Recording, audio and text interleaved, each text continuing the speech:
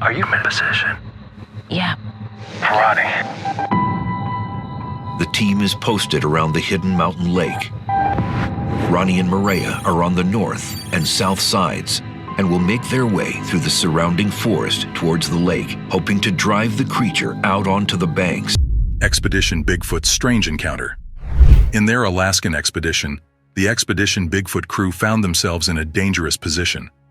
After narrowing down their area of research using modern technology, the team was posted around the hidden mountain lake. Ronnie and Maria were on the north and south sides and would make their way through the surrounding forest towards the lake, hoping to drive the creature out onto the banks where Russell could observe it with the tethered drone. That puts out a heat trace that would be moving on the screen anywhere near or around this water source. I got Ronnie and Maria on their way on the outside of this lake on both sides. They've actually separated. They both are equipped with thermal imaging to monitor any of the areas I can't see. At this point, using the drone, Russell was looking for anything that would put out a heat trace that would be moving on the screen anywhere near or around the water source that the team had considered a highly likely area to spot a Bigfoot. But that's not all. Ronnie and Maria were on guard and stayed alert to notice any unusual movements. If they were lucky, they hoped to find footprints that would draw them closer to their target. Having been separated by Russell in an attempt to cover more ground, both Ronnie and Maria were equipped with thermal imaging cameras and other equipment to monitor any of the areas Russell could not see. While Russell was their eyes in the sky, Maria and Ronnie were having it tough. There were a lot of obstacles, from twigs and fallen tree branches, that made it hard to move at night and made it easily possible for either of them to twist their ankle. Wait, are you seeing movement or are you just hearing? No. I see movement, but I'm not picking up a heat signature. Russ, come in. Russell, there is something moving in front of me. I mean, I can only describe it like a black silhouette walking past. This meant that one had to watch where they stepped, but the troubles did not stop there. The hardest part was that they couldn't see clearly at night, even with their flashlights. As their search went on, Maria noticed something. She heard rustling a few meters from where she was standing. In her expertise, she knew that there was something walking towards them, and it seemed like whatever it was moving above them in the trees. It was like the creature intentionally avoided being detected by the crew's flashlights. But Maria was not the only one experiencing the strange noises and rustling. As Ronnie looked around for any signs of Bigfoot activity in the darkness of the woods, he heard the rustling too. As he investigated, Maria reached out to Russell over the radio and expressed her unease. Maria, I'm going to ask that you separate yourself from the water and go further towards the tree line and get away from that water a little bit more. Copy that. I'm hearing something to my left. I heard it again, and it's moving very quietly. I'm getting the impression that it's trying to stay hidden. It's possible that whatever it is tracking you. Back further out of that area and report back to me. She told Russell that she had heard something and expressed that she felt like she was being watched. Following this, she asked Russell if his drone had detected anything in the area where she was standing. Hearing the tension in her voice, Russell told Maria that he had not yet spotted anything with his drone. As if getting a false sense of security since Russell had not yet spotted anything, Maria continued to look around. Meanwhile, Ronnie, having overheard Maria's conversation with Russell, decided to stay keen, since if Maria had experienced the presence of the elusive creature, it was just a matter of time before Ronnie experienced it too. And then it happened. Ronnie heard some noises and reported it to Russell as well to see if his drone had captured something. And what's worrying me is I've lost sight of two of them. I've got two in front of me now. Russell and Ronnie, you copy? Copy. Go ahead. Ronnie, Maria is in a situation that I'm not comfortable with. I need you to circle back around and get to her location. According to Ronnie, the sound seemed to be moving towards the water source.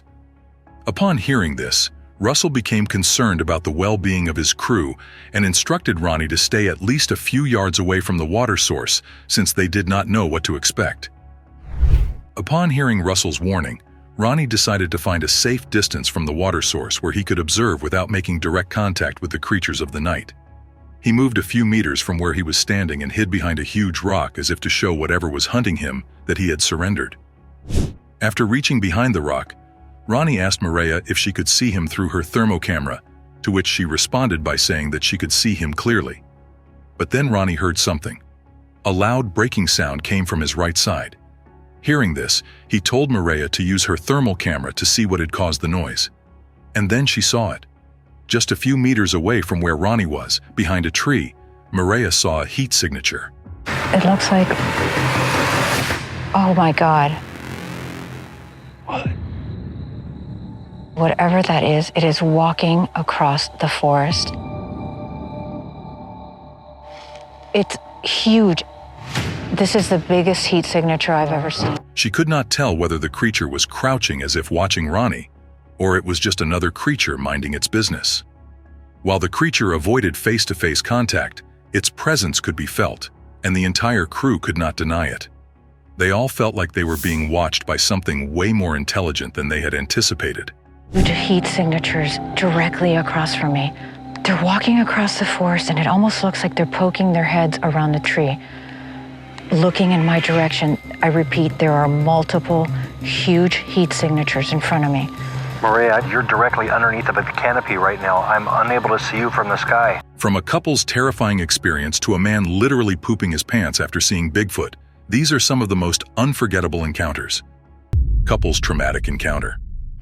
To date, Washington State remains the world's top spot for reported Bigfoot sightings, with the Olympic Forest and Peninsula standing out as one of the most active places to see the mysterious creature. This reputation has kept the Rocky Mountain Sasquatch Organization, RMSO team busy, driving them to search the area, any signs pointing to Bigfoot's presence. But then, one day, they received a message that made them rethink everything about what they'd been hunting. It was from a man named Joseph S. He had experienced something strange in the woods but hadn't been sure who to talk to without being laughed at. When he found RMSO, he finally thought his story might make sense to someone. According to Joseph, the encounter happened back in 2016. He was walking a trail in Olympic National Park with his girlfriend and their dog, a large Rottweiler named Tina. After finishing their hike, they decided to take a shortcut to get back home faster. But something else was waiting for them that day. They hadn't gone far when Tina, usually a fearless and protective dog, began to whine. The couple found this strange since Tina was never easily scared. Normally, she would stay in front, alert and on guard, growling if she spotted another animal. But on this trail, she was whining and hiding behind Joseph's girlfriend's legs. The couple stopped, now fully alert, realizing something must be nearby. Then they saw it. About 50 feet down the trail, something big and orange crossed their path. It looked like a large man, covered head to toe in thick, shaggy orange hair with jet black skin. Joseph stared at the creature's skull.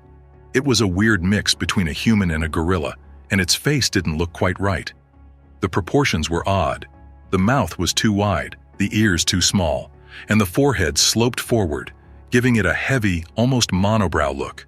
Its nose was flat but oddly human-like, and its eyes were dark with no whites visible. The couple and Tina were frozen in fear, trying to grasp what they were seeing. From where they stood, Joseph guessed that the creature had to be around 8 to 10 feet tall. The creature's frame was broad and muscular, with massive shoulders and arms. In its left hand, it was holding a black, bloody carcass. Although Joseph couldn't tell exactly what kind of animal it was, it looked big, and the creature held it as easily as someone might carry a rabbit. As Tina whimpered again, the creature turned its head and looked right at them. The movement was so fast that Joseph barely had time to react, while his girlfriend covered her mouth, likely to stop herself from screaming. The creature appeared startled, staring at them for about 5 seconds. Then it turned and took off. It went from a slow walk to a sprint in a flash, disappearing into the trees. Once it was gone, the couple didn't waste any time, hurrying along the trail to exit the park as quickly as possible. Afterward, Joseph felt certain that what they'd seen was a Sasquatch. Growing up, he'd heard stories of the creature, but now he'd seen it with his own eyes.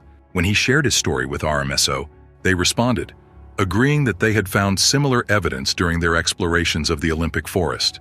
According to the group, the Olympic Peninsula is one of the hottest spots for Bigfoot sightings worldwide. Joseph felt a bit relieved that RMSO took his experience seriously and told them about what happened after the sighting. But then things got bad for Tina. Before the encounter, Tina had been a brave dog, known to bark and growl at anything, even bears. But after that day in the woods, she changed. Joseph said that she became fearful of nearly everything, from people to other dogs and even smaller animals. Concerned, the couple took her to a vet, who told them she seemed to have developed some form of trauma. When the vet asked what might have happened, Joseph shared that they had encountered a large animal in the woods, though he left out that it might have been Bigfoot. The vet replied that whatever it was must have been massive to have frightened Tina like that. RMSO found Joseph's account fascinating. They thanked him for sharing his story, noting that they'd encountered signs of Bigfoot in that same area. That made it one of their favorite places to investigate. In fact, a friend of theirs who lived in the area had collected recordings of strange animal sounds not known to live there. The RMSO team had also come across odd footprints, along with a print that looked like it came from a creature's butt, as well as knuckle and handprints. Jack and Brad's encounter. It started out as a simple plan. Jack and his friends wanted to explore some steam vents in the hills, a place his cousin Tina had warned him about. Tina and her group had ventured up there before, only to be run off by a skookum. That was their name for Bigfoot. Jack and his friends laughed it off at first, figuring it was just a story meant to scare them. But Jack had plans to go up there anyway. He wanted to do his vision quest, see the steam vents, something he'd been meaning to do for a while, and maybe encounter this mythical creature. And so Jack and his folks began their quest. They spent the weekend at a campground in Wild State Park, camping out with Jack's wife, his daughter, their dog, and his friend Brad, who had his camper parked nearby. Unfortunately, as much as they searched that weekend, they couldn't find the steam vents. So the following Wednesday, Jack and Brad, both of whom had the day off, set off again. This time, Tina had given them a more detailed map, and with more determination, they drove out, loaded with some fish for food. After traveling some distance, they reached a point where the car could not take them any further. For this reason, they began their trek into the hills. 3 hours into their hike, they finally reached the steam vents, but Jack couldn't shake the sense that something was watching them. He tried to ignore it, focusing instead on finding a rock to see if the vents would blow it out. But just as he was getting ready to toss the rock in, everything around him went dead silent. Then he heard it, a low, angry growling sound. It echoed off the trees, a deep rumble that seemed to come from everywhere. Then, over the log in front of him, something huge appeared. Jack froze, rock still in hand, feeling like time had slowed down. A massive, hairy figure emerged, towering over them with glowing red eyes that locked onto him. He was paralyzed. The creature's eyes looked straight into his, and in that instant, he remembered something he'd been taught as a child. Never look a skookum in the eyes, it'll steal your soul. But it was too late. He was already staring, and those eyes were staring right back. Jack's heart raced as he stood there, the rock now feeling unbearably heavy in his hand. He couldn't move, couldn't even speak. Brad, who had been standing a few feet away, suddenly bolted, running off into the woods. The creature's eyes shifted, following Brad for a moment, and then they were back on Jack. It didn't make a move, just stood there, staring him down, its face twisted in an almost angry expression, and its breath coming in low, snarling growls. Jack could see every detail, the creature's huge muscles, its massive arms, and those sharp, bared teeth. For a brief, horrifying moment, Jack thought it was going to lunge at him. But then the creature seemed to catch a whiff of him, wrinkling its nose, and began to back up slowly, never breaking eye contact. Finally, it turned, moved back in a slow manner, and went back over the log and into the shadows. Jack finally let go of the rock, realizing just how close he'd been to something truly dangerous. He didn't know what to do, and his heart was still pounding. He glanced around, but Brad was nowhere in sight. For all he knew, Brad could have been taken, maybe on a meat pole, as he called it, strung up somewhere deep in the forest. For this reason, Jack took a deep breath, pulling himself together as best as he could and figuring he'd head back toward the truck. But Brad had the keys, and Jack didn't know if he'd make it back without them.